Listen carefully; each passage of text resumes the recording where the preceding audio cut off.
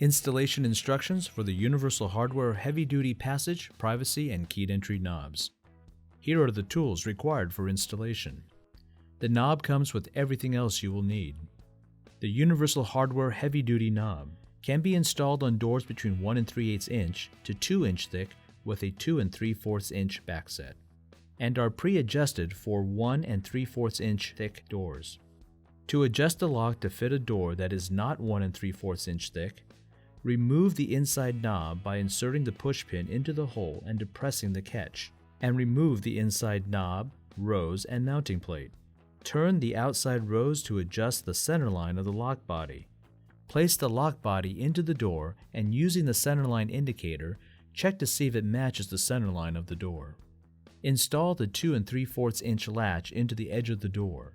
Make sure the angled face of the latch is facing the door jamb. Screw the latch on the door, but do not tighten the screws completely.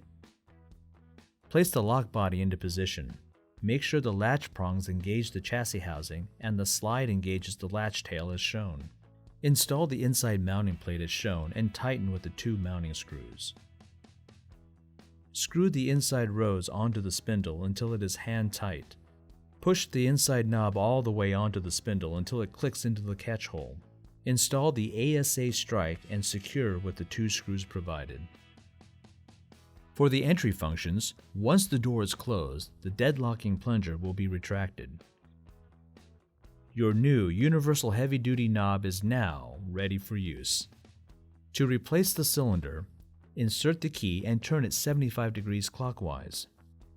Insert the push pin into the hole in the outside knob and depress the catch. Remove the outside knob.